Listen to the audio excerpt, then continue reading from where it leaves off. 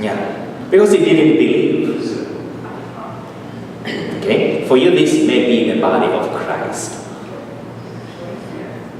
So what did he do there? What did he do there? There was no consecration.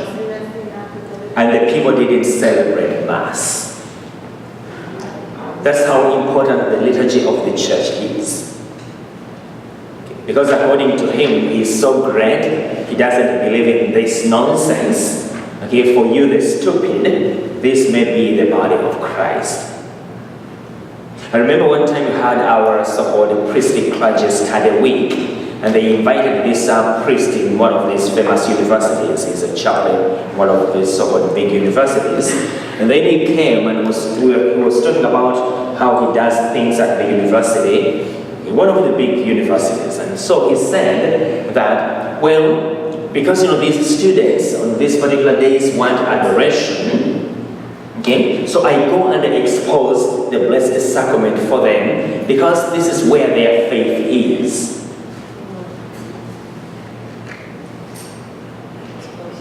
They are basically indicating they are naive. Okay? So this is where their faith is. So I go and expose the Blessed Sacrament for them.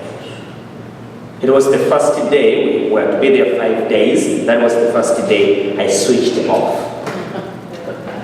So why did we change some of the wordings in Mass, like stuff that you say?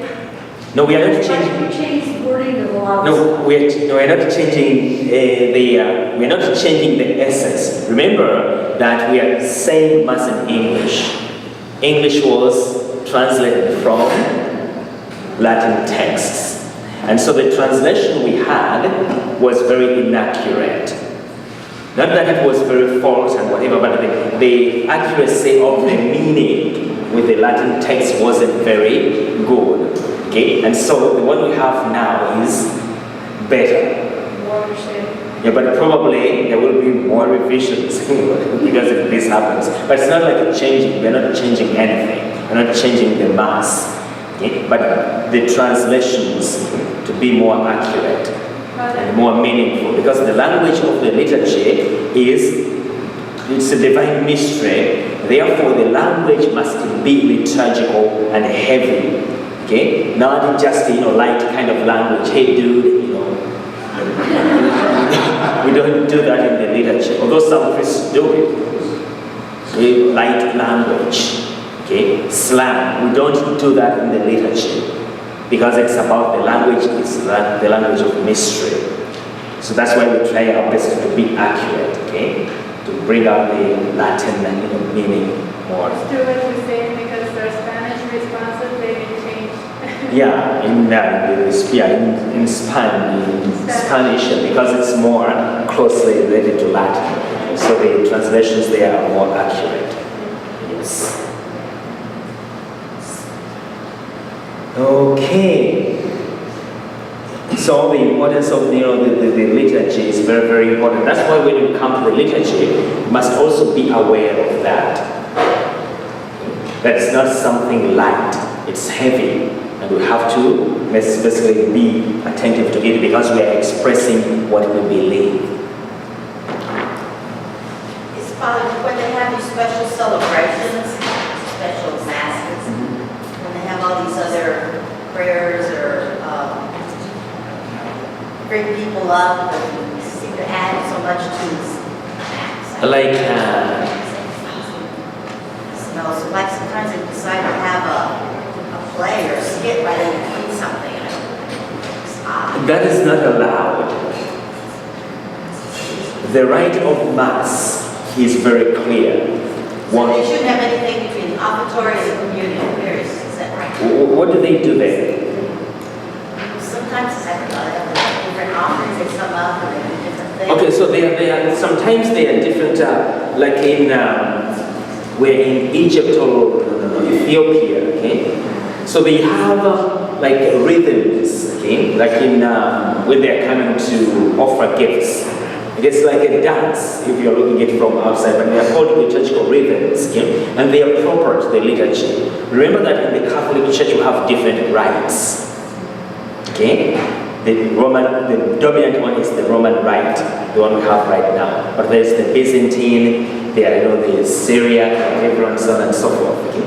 So in those different rites, they developed from different cultural understanding, but they have apostolic origin. That's the key thing to the rites within the Catholic Church. They must be of apostolic origin. So no one can say today that I'm going to start an American rite, because there's no apostle, one of the 12 here in the US, to start a rite. So the rites, those rites they have apostolic origins. That's how they developed. And so like if you go to the Byzantine rite, the mode of celebration of the Eucharist differs, but we are celebrating the same mystery. So there are those differences. But once the rite is there, if you are celebrating the Roman rite, it is the Roman rite. If you are celebrating the Byzantine rite, it is the Byzantine rite. They don't try to combine anything? Or No. You don't combine rites. Yeah, but I understand what you're saying, that people tend to add in things, okay? Yeah. Because this looks like good, like you have a church here in Las Vegas, okay? So it's something else. What takes place there? But it's a messing up of the liturgy. And when you remember that it's in the rite of Mass that the mystery unfolds. Okay? And this is prescribed by the church. Okay? So what is a rite?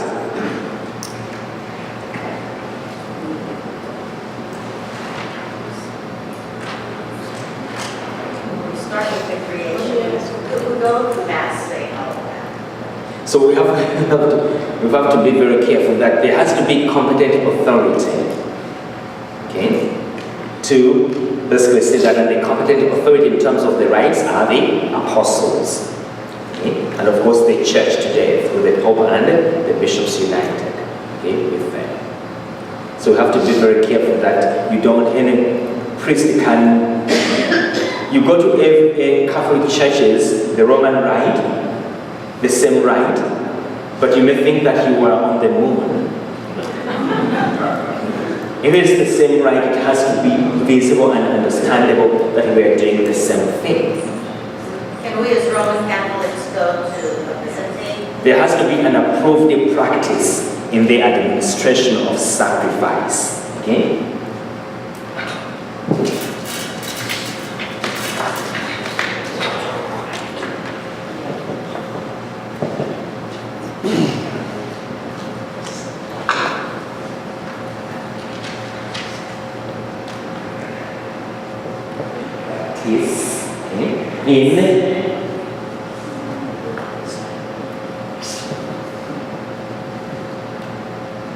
In the administration of sacrifice. So the practice must be approved. And the approving authority is the magisterium, not this particular parish priest or that particular parish priest. I have no authority to approve any rite or any order in the rite. It is given to me as a gift by the church, and I'm supposed to follow it. So that's why we are appealing to these documents as the liturgy was celebrated then. So it was probably compiled by St. Prosper of Aquitaine sometime between 432 and 442. By the end of the 5th century, it was already recognized as the standard exposition of the church's doctrine on grace. Okay, so let's take a break and we'll look at what this document teaches.